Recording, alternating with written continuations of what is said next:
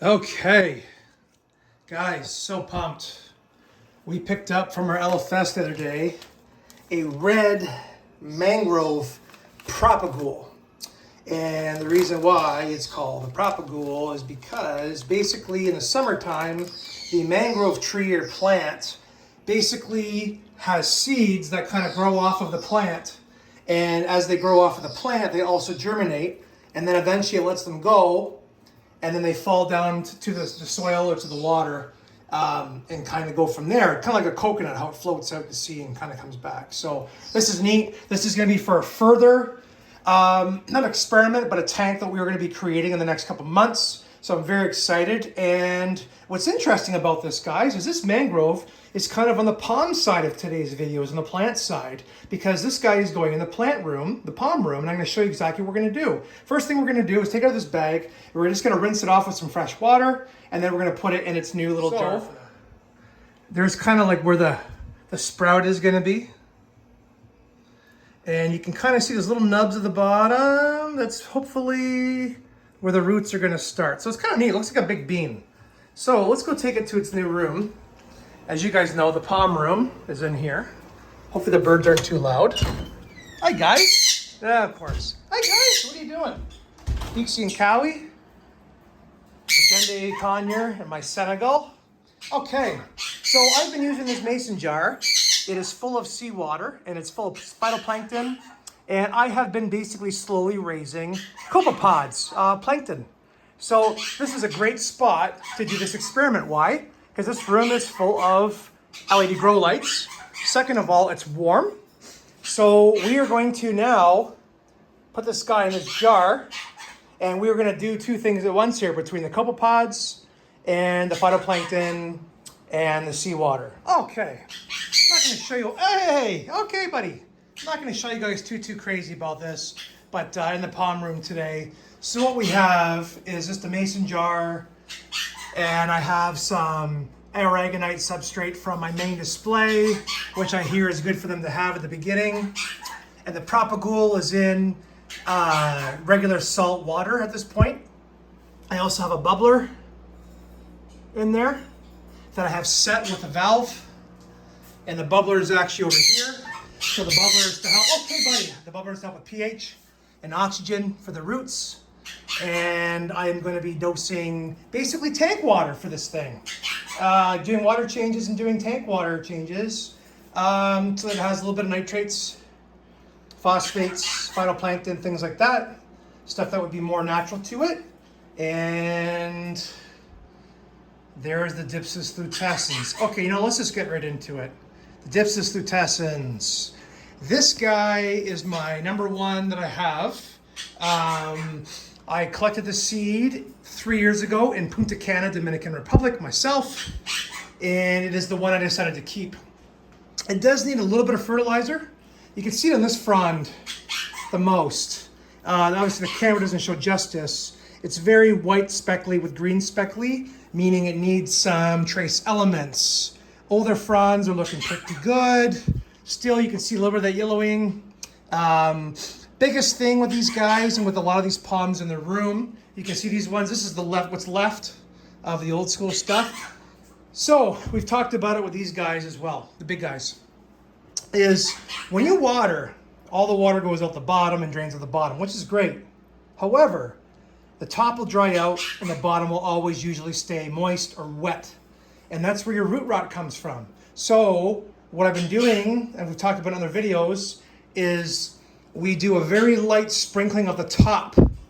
We're keeping the top moist, and we're letting the palm basically let the bottom dry out a little bit more in between waterings to stop the root rot. More oxygen, things like that. And it seems to be working pretty well, especially for this guy. So one of the interesting things about these guys is they say that they're a suckering palm, which is true. When this thing was a year old, the sucker starts out of the trunk. Now, sorry I haven't cleaned up the dead fronds. I'm leaving them for now, just to keep the palm more sturdy and strong. But as you can see, this is a sucker, and it has a spear and two fronds that look pretty good. So that's what these guys kind of do. They don't come out from the ground like a banana. They actually come off of the trunk, which is pretty unique.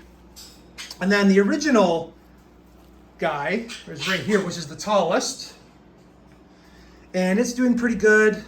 Nice spear coming up right there. And yeah, it's really neat when you collect them from seed yourself and grow them. Probably a couple more years and this guy will be as big as this. It just takes time. This guy has never been outside in his life. He's always been underneath LED artificial grow lights. Look back at my other videos from a year or two ago. We talk about what lights I use, where I get them from, and the costs.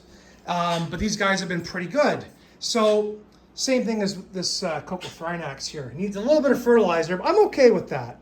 I would rather have it needing fertilizer than me overwatering it and being root rotted. So we are going to take care of that this week.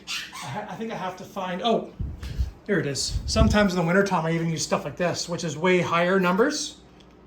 10, 15, 10, a little higher. Usually they're supposed to be 3-1-3 ratio.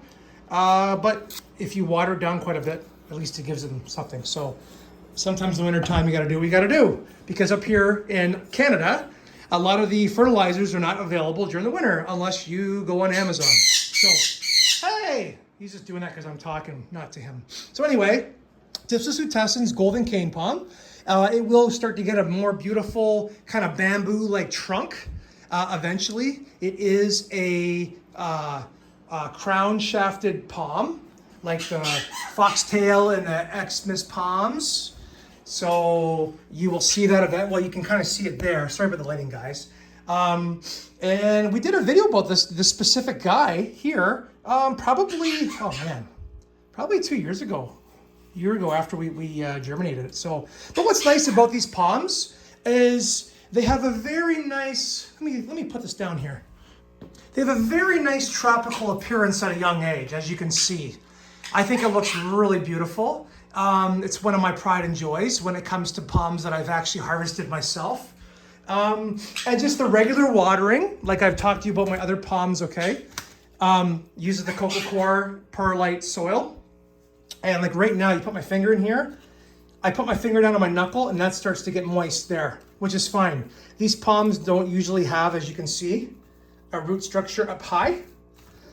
So keeping the top wet doesn't really do much aside from keep the soil from getting clumpy. So this is our palm/mangrove video that I just wanted to do a quick one of. You guys in the comments below, please tell me what you want to talk about next. Whether it's germinating seeds, whether it's keeping palms indoors long term, things for the room that you're gonna need, things like that. Let me know. Even the birds. You want to talk about the birds, we can talk about the birds, because this is Southern Ontario palms, and tropicals, and fish, of course. So anyway, hopefully I can give you guys an update in a while. And it was so cool at my LFS today, the Tropical Fish Room, to have a bunch of these propagules of red mangrove. So I probably should have bought more, but I have kind of like a base of how much money I want to spend when I go to the store. And between some sea urchins and this guy, I kind of was at my match. However, he had a deal. I think it was 3 of these things for 25 bucks. But anyway, I cannot wait because this mangrove is going to be the star of the show in a new tank I'm building for my daughter in the next couple of months. All right, guys, Ricky Bobby, have a good one.